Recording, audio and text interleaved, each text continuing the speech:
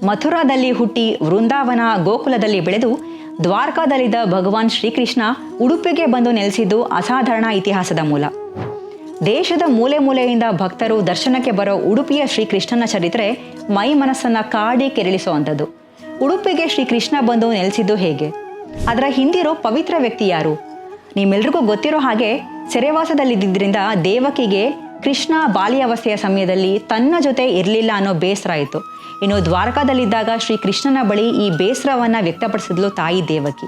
ಇನ್ನು ತಾಯಿ ಬಯಕೆನ ಈಡೇರಿಸೋಕೆ ಶ್ರೀಕೃಷ್ಣ ಮತ್ತೆ ಬಾಲ್ಯಾವಸ್ಥೆಯ ರೂಪ ತಾಳಿ ಪುಟ್ಟ ಮಗುವಾಗಿ ತಾಯಿ ದೇವಕಿ ಜೊತೆ ಸಮಯ ಕಳೆದ.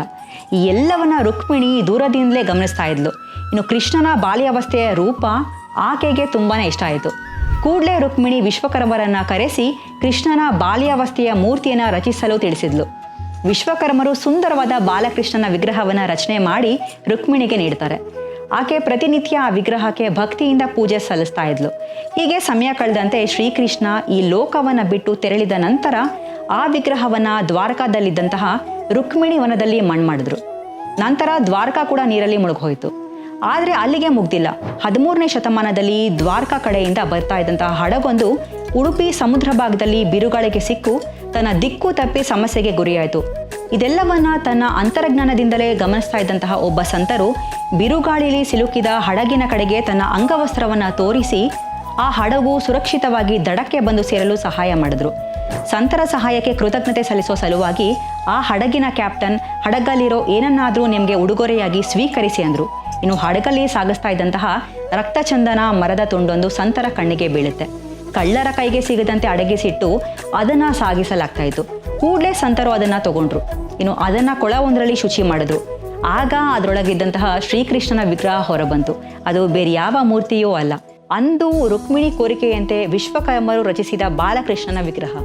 ನಂತರ ಆ ವಿಗ್ರಹವನ್ನು ಉಡುಪಿನಲ್ಲಿ ಸ್ಥಾಪನೆ ಮಾಡಿದ್ರು. ಹೀಗೆ ಉಡುಪಿಗೆ ಶ್ರೀಕೃಷ್ಣನ ಆಗಮನ ಆಯಿತು ಅನ್ನೋ ಚರಿತ್ರೆ ಇದೆ. ಇದೊಂದೇ ಅಲ್ಲ, ಇನ್ನೂ ಕೆಲವರು ಇನ್ನೊಂದು ಘಟನೆಯನ್ನು ಕೂಡ ಹೇಳ್ತಾರೆ.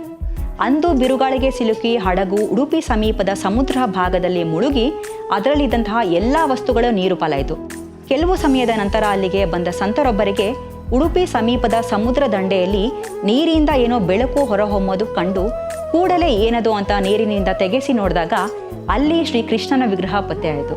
ಅದನ್ನು ಕೊಳವೊಂದರಲ್ಲಿ ಕೆಲವು ದಿನಗಳು ಮುಳುಗಿಸಿಟ್ಟು ಸಂಕ್ರಾಂತಿ ದಿನ ಅದನ್ನು ಹೊರ ತೆಗೆದು ಪ್ರತಿಷ್ಠಾಪನೆ ಮಾಡಿದ್ರು. ಹೀಗೆ ಶ್ರೀಕೃಷ್ಣ ಉಡುಪಿಗೆ ಬಂದ ಅನ್ನೋ ಹಿನ್ನೆಲೆ ಕೂಡ ಇದೆ. ಇದರಲ್ಲಿ ಯಾವುದು ಸತ್ಯ ಯಾವುದು ಕಲ್ಪಿತ ಅನ್ನೋ ಮಾತಾಗಿರಲಿ, ಇದರಲ್ಲಿ ಬರೋ ಆ ಸಂತರು ಯಾರು ಅನ್ನೋದು ತುಂಬಾನೇ ಮುಖ್ಯ. ಆ ಸಂತರು ಬೇರೆ ಯಾರೂ ಅಲ್ಲ, ಶ್ರೀ ಮಧ್ವಾಚಾರ್ಯರು. ಶುಚಿ ಮಾಡೋದಕ್ಕೆ ಅವರು ವಿಗ್ರಹವನ್ನು ಮುಳುಗಿಸಿಟ್ಟ ಆ ಕೊಳ ಇವತ್ತಿಗೂ ಉಡುಪಿನಲ್ಲಿ ಮಧ್ವಾ ಸರೋವರ ಅಂತಲೇ ಪ್ರಸಿದ್ಧಿ. ಹೀಗೆ ಮಧ್ವಾಚಾರ್ಯರು ಶ್ರೀಕೃಷ್ಣನ ಮೂರ್ತಿ ಉಡುಪಿನಲ್ಲಿ ನೆಲೆಸೋ ಹಾಗೆ ಮಾಡಿದ್ರು.